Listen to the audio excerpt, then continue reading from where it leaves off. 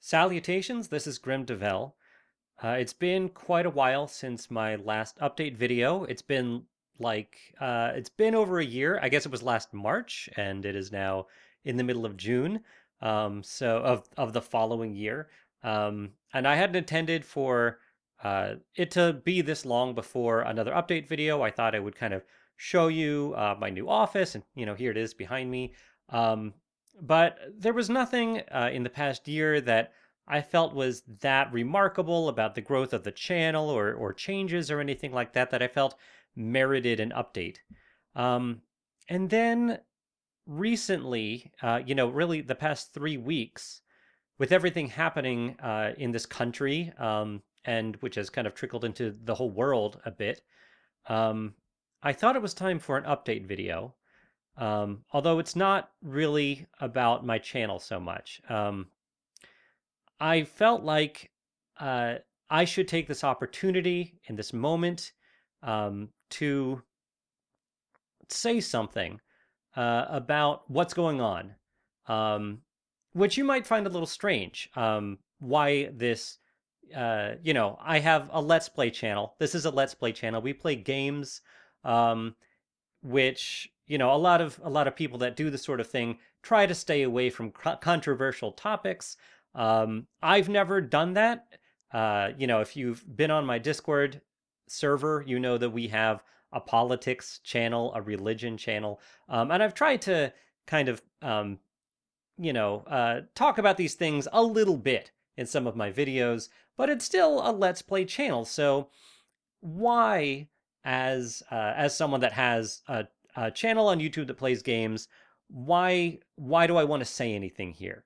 Um, and I should say specifically, I'm talking about what's going on in this country, in the United States of America, um, regarding racial injustice uh, and police brutality and everything that's happening right now with this energy um, that seems to be reaching uh, heights that we haven't seen in my lifetime. So yeah, why me? Why now? Why? So when this all started happening for the past 3 weeks ago, um, when that police officer um, murdered George Floyd, um, and the city of Minneapolis rioted, and we've been experiencing the aftermath of that, um, which has, you know, only very faintly died down, um, and is still going on strongly. Why haven't I said anything up until this point? Um, if I'm going to say anything at all, uh, it's it was an interesting thing to happen. I mean, an interesting thing. It was a huge thing to happen. And when something huge like that happens, um, even though you want to think, oh, the first thing I want to do is I'm going to know exactly what the right thing to do is, and I'm going to jump into action. Uh, it's hard to know in the moment.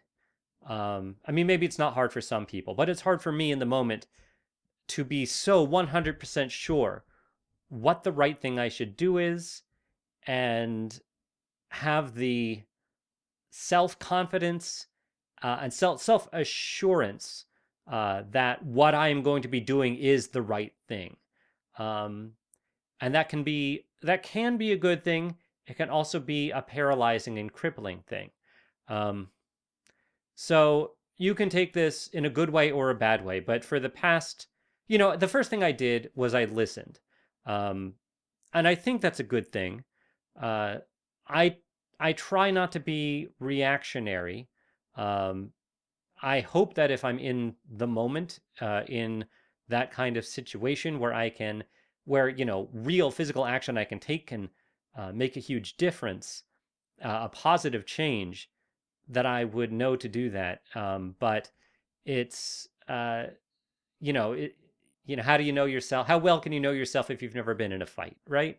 So I've been listening, and that was important to me to listen, um, to make sure that when I do act, when I do say something, I say the right things that my choices are as well informed as possible.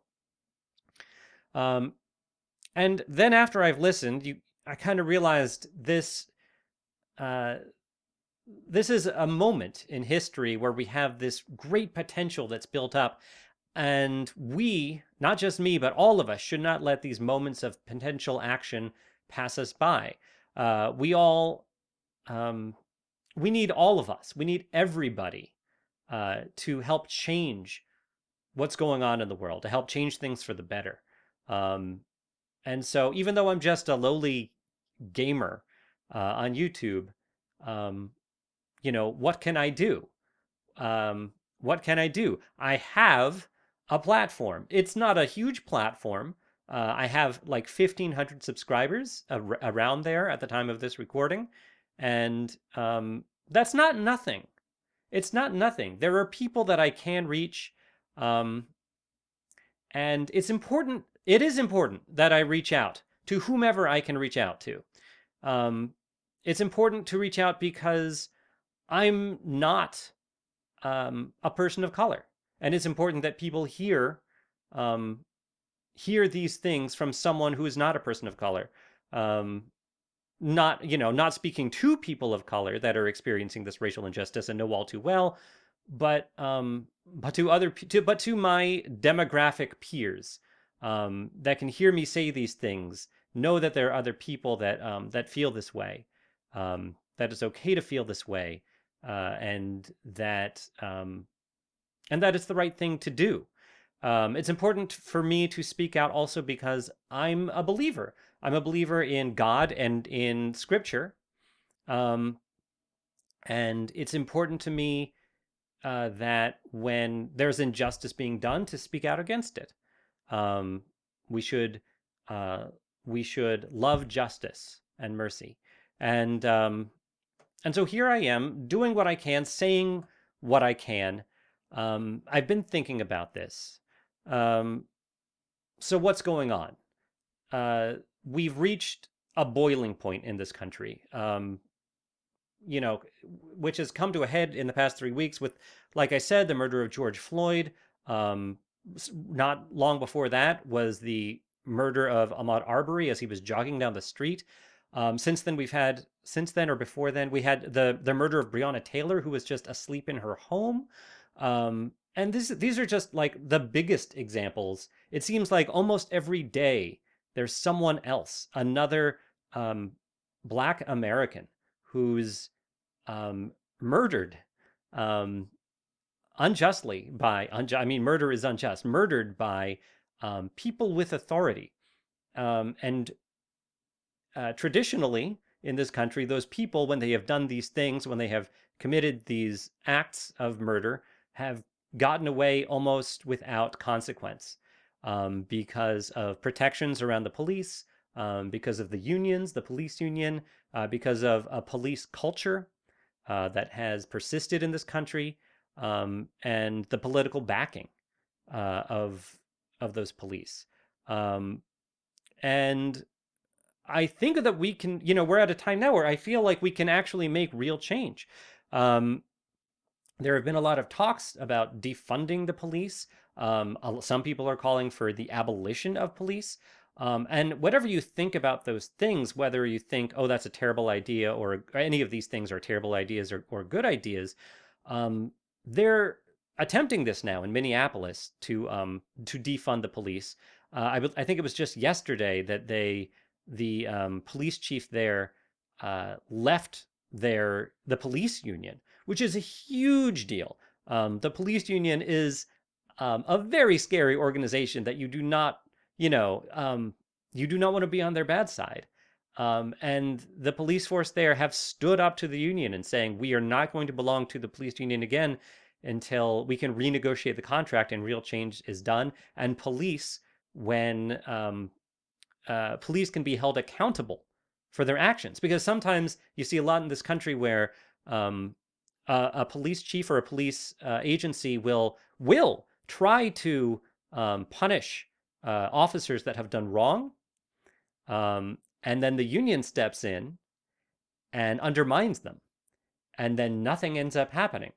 Uh, And it makes me hopeful that the Minneapolis Police Department has bucked the union, and is attempting to defund the police. So, whatever you feel about whether or not it's a good idea, they're trying it. And we should all be excited, um, and hopeful that their experiment here, which, is not a new experiment. It's not like no one has ever done anything like this before. But on this level and in this time, it's still an experiment. We should all be hopeful that is efficacious, um, because I would love for this to, it's every city is different, every police force is different. This might not be the solution for everywhere. It's hard to imagine defunding the entire police department in New York City, um, where I work, but uh, it would be remarkable to be able to see this kind of change work in a city as large as Minneapolis, and to be able to carry that paradigm to other places. And if you think it's a bad idea to defund the police, watch, and don't root for them to fail. Have your reservations. That's fine. You can be a pessimist. That's fine. Um, but be on the side of whatever works best for the people involved. Don't be on the side of the police just because that's what the police want, or certain police want. There are a lot of law enforcers in this country that do want to see, um, from my understanding, from what I've seen on the news, they do want to see police defunded, and the police to have a smaller role, to have more accountability, and to be able to see part of what the police does taken over by other organizations. To have the police not be carrying lethal weaponry around everywhere they go, even if they're just pulling someone over for a traffic ticket. There's so many things that we can do. And, even the people that are calling for the abolition of police, um, understand where they're coming from at the very least. Uh, Understand that the police, in the eyes of the people where most of these police are working, they are doing zero good. Zero good. They are only causing harm to the communities. Um, Try to understand that. Um, and uh, and know, the abolition of the police to a lot of people is only good. It only means that people's lives will be better. People will be able um, uh, to rise up from what is basically oppression, and live a contentful life. Not one of filled with crime, but one where they're simply uh, not oppressed, not going to prison for little things that other people wouldn't be going to prison um, for everyone's benefit. Um, the real thing that I felt like I could bring to this conversation, these things have been talked about ad nauseum, but for me personally, um, what I feel like I haven't seen a lot of people saying, and what I have recognized as the truth for a long time, is that we are all racist. I see a lot of people in this ongoing conversation in our country. Um, a lot of people get very defensive when you talk about things that they can do, how they might be able to change. People get very defensive. A lot of people's reaction is, I'm not racist. And, I'm not saying it's like that meme, like, I'm not racist, but no, there's just people that are just flat out denying, like, I am not racist. People saying things like, I treat everyone equally. I don't see color. Statements like this. And the idea is a noble one, I'd like to assume, but but it's a lie that people tell themselves. Um, Racism is a natural thing. It's something that's a part of being human. It's and just because it's something that, like, our primitive tribal brains, um, use to be able to say like, oh, identify that person as one of me, not a threat.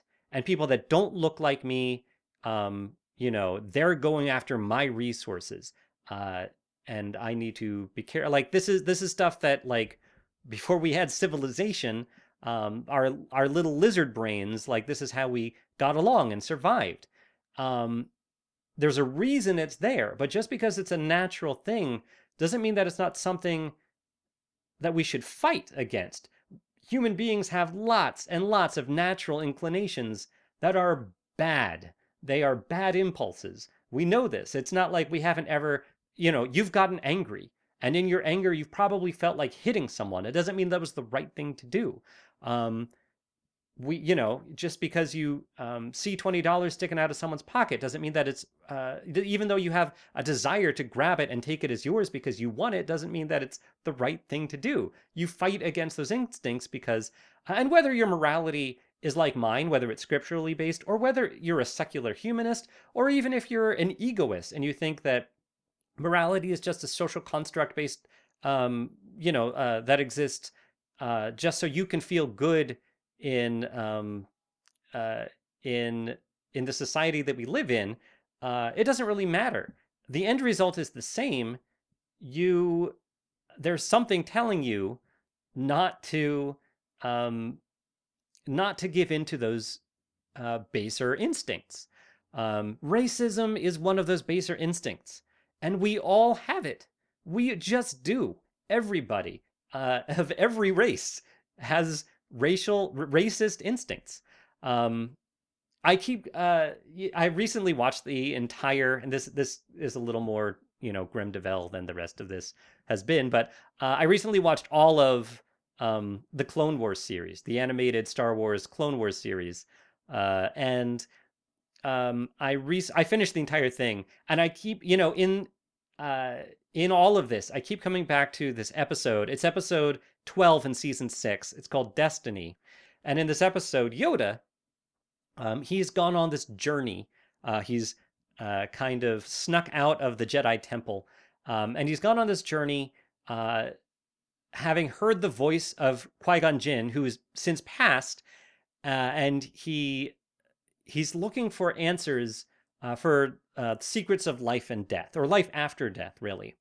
And he goes to this secret special planet where he has to go under this trial, which is not dissimilar to the trial that Luke goes on Dagobah in the original series in Empire Strikes Back. But he ends up going into this temple, and he's very confident when he goes in. He's very confident that whatever is in there, he's going to be able to handle, because he's the Grand Master Jedi. He is the top Jedi. And I mean, he's Yoda. So he goes in there and he's very confident. And then all of a sudden, there's this shadow figure, this kind of the shadow Yoda. And at first, Yoda says, "I don't know who you are." And the shadow figure gets the upper hand, and Yoda doesn't know what to do. And he is overpowering Yoda. And then all of a sudden, something clicks. And Yoda turns to him and he's like, "Recognize you, I do. Part of me you are, yes, but power over me you have not. Through patience and training, it is I who controls you. Control over me you have not. My dark side you are, reject you I do." And I keep thinking of that, just because it's this sort of thing, like we all think, no matter how good a person we think we are, we all have we all have this hubris that like, I'm not, we all want to be not racist. We all want to think that we treat everyone the same, but we have to acknowledge that part of us, that dark side of us, is a part of us, but we have to control that part. That's just it. We have to control it. And once he's able to do that, once Yoda recognizes his dark side, realizes that he has control over it, having accepted it as part of who he is, he vanquishes it. And honestly, it's kind of that simple. Once you acknowledge that you have racist tendencies, that when you see someone who is not of your race, not of your creed, not of your color, that you see them differently, and you have an inclination to treat them differently, to treat them maybe slightly worse than you would treat yourself, than you would treat your own family member, than you would treat someone that you think of as an ideal human. Recognize that in yourself, because we all do that. And this goes back to scripture as well. You know, whether or not, however familiar you are with the Bible, you probably know some of the basic stories. We are all sinners. That is a crucial part of every Judeo-Christian or Abrahamic religion. You know, Judaism, Christianity, and Islam. The root of like why we need salvation is because we are all sinners, every one of us, and that's not to say that it's not okay to have desires. Like, it's okay to have racist thoughts, because it's a natural thing. It's okay to have to have thoughts of sin. It's just not okay to act on those sinful thoughts, to act on those desires, to act on those baser instincts. That is a lesson you learn reading scripture. You know, God doesn't punish people for thinking things. He punishes them for acting on those things. So that's all to say that denying that you are a racist, denying that you are a sinner, is denying that a problem exists at all. And this problem does exist. This problem has existed for a long time, and it has only marginally, almost negligibly gotten better since the abolition of slavery, since the civil rights movement. These are still very real, very impactful problems for a lot of people.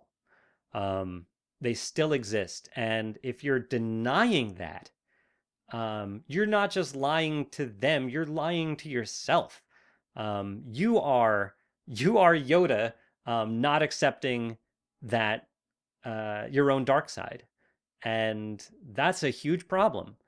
Be like Yoda. So that all said, what can we do? Like, what's the end goal of this? What am I really using this platform for, other than to say, like, we're all racist and what's going on needs to be respected? I mean, those are important things to say, but there's more that we can do. First of all, we can call out racism wherever we see it, especially if we're seeing it in ourselves. Recognize it, call it out, tell your friends, like, I thought this, I did this thing, and at the time I thought it was, I didn't think of it as racist. I didn't think that using that word was racist. You know, I host a Minecraft server for friends at work, and we use, Minecraft uses files called whitelist and blacklist.json. And, these have been common terms. I'm in tech, I'm a developer. We've used these terms a lot. Also terms like master and slave to talk about different like servers and their relationships with each other. And these terms have been used for a long time. And you use them without thinking, because there's nothing in your brain that clicks with that thinks, oh, that term might have a racist origin. But they probably do.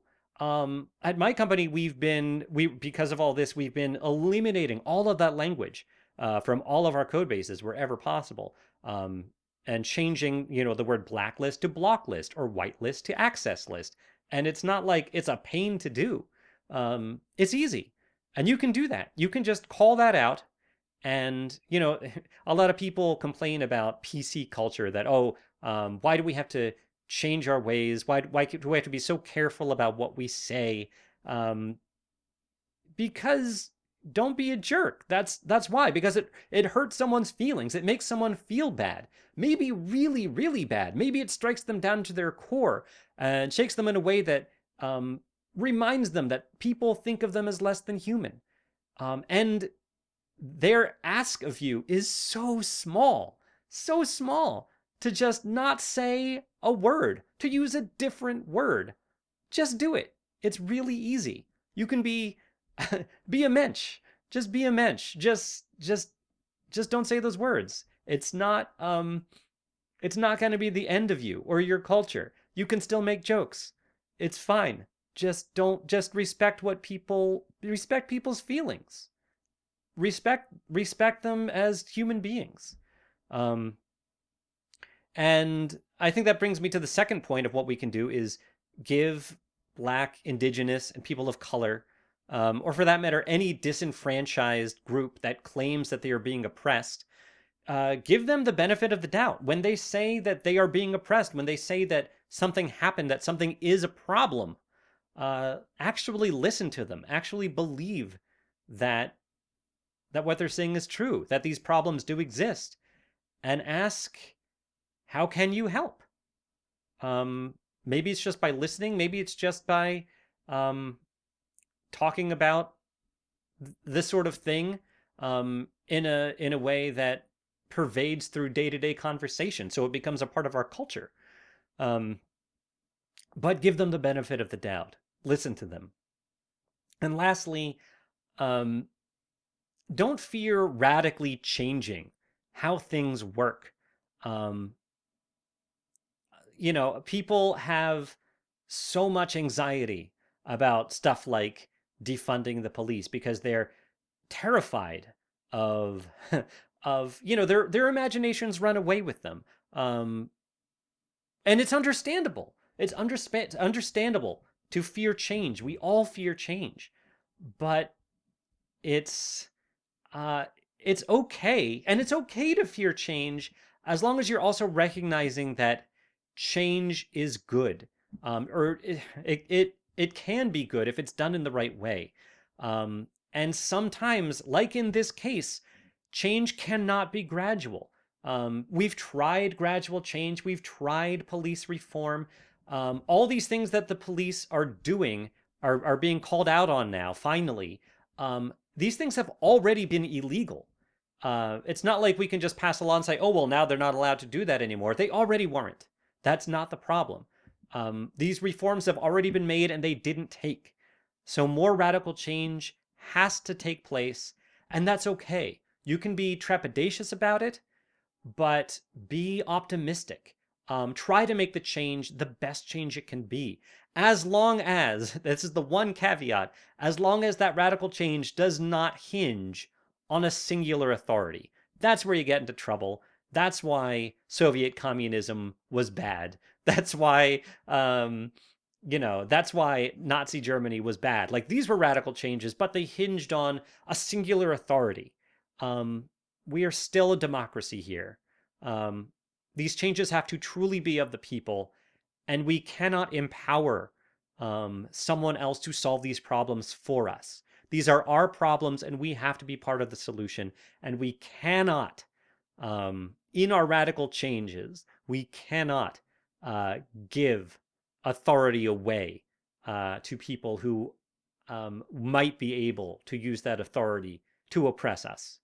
That is the historical lesson that we have to always remember, because as humans, again, it's our tendency to want to trust those authorities and say, like, oh, this person's going to come. They say that they can solve all of our problems. That sounds wonderful.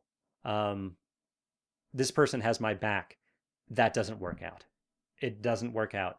You have to do the hard work and be accountable. Be responsible for yourself, for your people, for your peers, for your brothers, for your neighbors, for people that don't look like you. You are responsible. We all are. So that's it. That's what I wanted to say. A heavy update video, I know. Not really talking much about my channel or anything, but if you have a platform like this, use it. If there are people in your life that you can talk to about this, talk to them. That's how things change. That's how the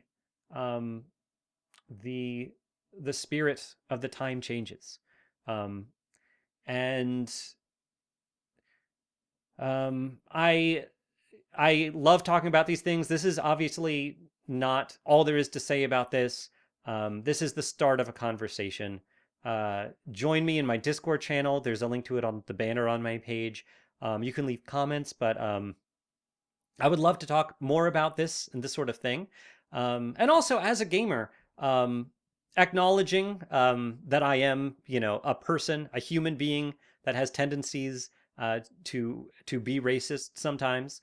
Um, I want to know when I do something wrong, when I say the wrong thing. Call me out on it. There are certainly a lot of series where it's an interesting thing with video games, and this is probably another topic of conversation, but we have so many options when we play games where we put ourselves in the body of someone else, right? We're playing a role.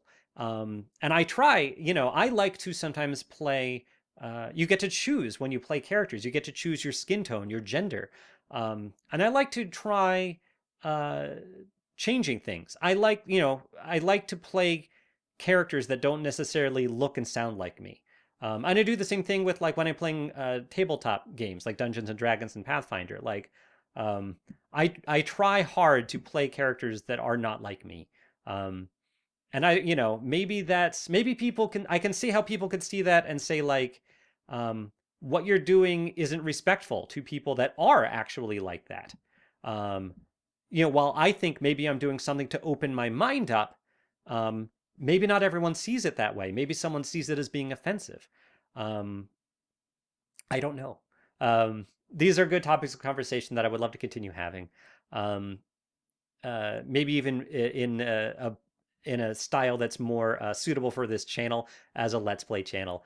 But I felt it was really important for me to say what I've said here, to just say something. Um, and so that's it.